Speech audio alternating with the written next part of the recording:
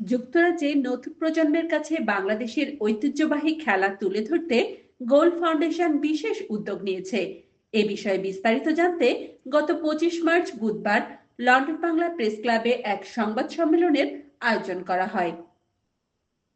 সংবাদ সম্মেলনে সভাপতিত্ব করেন মোহাম্মদ শামসুল আরেফিন এবং লিখিত বক্তব্য পাঠ করেন অরূপ চৌধুরী। এ সময় সেখানে আরও উপস্থিত ছিলেন মোহাম্মদ জুয়েল চৌধুরী, অর্ঘ্য বিশ্বাস, রফিকুল ইসলাম সুমন, বাপ্পি দাস সহ সংগঠনের অন্যান্য স্বেচ্ছাসেবকরা। বক্তারা বলেন, holiday activity and food hub শীর্ষক এই কর্মসূচি আগামী 30 ও 31 মার্চ এবং 1, 2, 7, 8, 9 ও 10 এপ্রিল অনুষ্ঠিত হবে।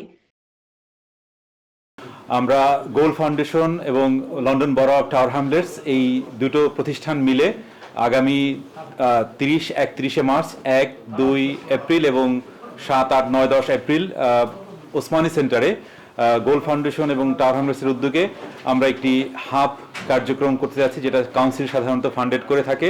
ইস্টার হলিডের সময় যেসব শিক্ষার্থীরা টাওয়ার হ্যামলেটসে বসবাস করেন এবং প্যারেন্টসরা বসবাস করেন, তাদের সন্তানরা যারা রিসেপশন থেকে ইয়ার 11 পর্যন্ত পড়াশোনা করছেন, তারা আমাদের এই প্রতিষ্ঠানে অংশগ্রহণ করে, এই প্রোগ্রামে অংশগ্রহণ করে বাংলাদেশে একটি ঐতিহ্যবাহী গেম দাঁড়িয়াবান্ধা, আপনারা নিশ্চয়ই এর সাথে পরিচিত আছেন, সেই দাঁড়িয়াবান্ধা গেমটি আমরা প্রমোট করার চেষ্টা করছি এবং আগামী দিনে যাতে করে এখানের সন্তানরা যারা বাংলা ভাষাভাষী না হলেও যাদের অস্তিত্বের সাথে বাংলা মিশে আছে, বাংলাদেশ মিশে আছে, সেই সব সন্তানদেরকে আমরা বাংলাদেশের সেই হারিয়ে যাওয়া গেমগুলোর সাথে পরিচিত করানোর চেষ্টা করছি এবং আগামী দিনগুলোতে শুধু London borough of tower Hamlets নয়, আগামী দিনগুলোতে অন্যান্য বড়াগুলো যেখানে বাংলা ভাষাভাষী বা বাংলা অধ্যুষিত জনগণ রয়েছেন, সেখানে আমরা যাতে করে এই খেলাটি প্রমোট করতে পারি, সেই জন্য আমরা সবাইকে আহ্বান জানাচ্ছি আগামী দিনগুলোতে আপনারা যাতে করে আমাদের এই গোল ফাউন্ডেশনের কার্যক্রমকে এগিয়ে নিয়ে যেতে পারেন। কমিউনিটিতে যারা যেখানে আছেন আপনারা আমাদের সহযোগিতা করবেন। আর আগামী দিনের এই অনুষ্ঠানটিতে অংশগ্রহণ করতে চাইলে আমাদের অবশ্যই যোগাযোগ করবেন গোল ফাউন্ডেশনের ওয়েবসাইটে এবং লন্ডন বরো অফ টাওয়ার হ্যামলেটসের ওয়েবসাইটে আমাদের এই কার্যক্রম সম্পর্কে বিস্তারিত বলা আছে। শিশু কিশোরদের জন্য 8 দিনব্যাপী ঐতিহ্যবাহী গ্রামীণ খেলার এই প্রশিক্ষণ ও টুর্নামেন্ট চলবে প্রতিদিন সকাল 9টা থেকে দুপুর 1টা পর্যন্ত। এছাড়া সেখানে বিনামূল্যে পরিবেশন করা হবে স্বাস্থ্যকর খাবার। এটা অ্যাবসলিউটলি ফ্রি।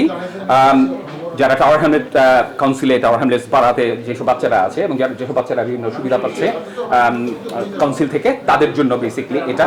এখানে কোনো ফি দিতে হবে না। এটা প্রতিদিন 4 ঘন্টা করে হবে, সকাল 9টা থেকে দুপুর 1টা পর্যন্ত।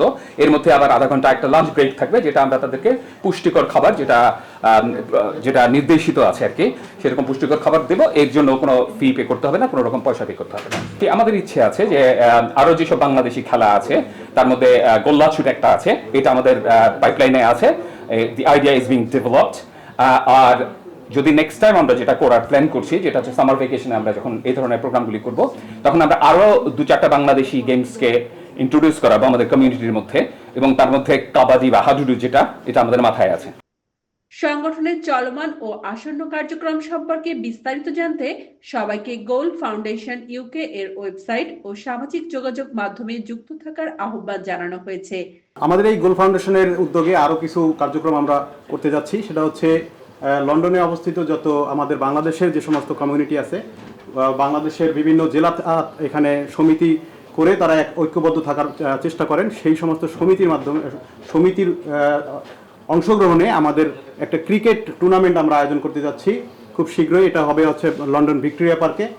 এবং পাশাপাশি আপনারা জানেন যে দেশে অনেকেই আছেন যারা হয়তো এখানে থাকেন কিন্তু তারা ইংরেজিতে দুর্বল, এবং বাচ্চারা আছেন যারা এই দেশে জন্মগ্রহণ করছে তারা বাংলায় দুর্বল। তো আমরা তাদেরকে ইংরেজি ভাষা শিক্ষা ফ্রি এবং বাচ্চাদেরকে বাংলা ভাষাটা শিক্ষা দান করা টোটালি ফ্রি, এই ধরনের কিছু উদ্যোগ আমরা গ্রহণ করতে যাচ্ছি।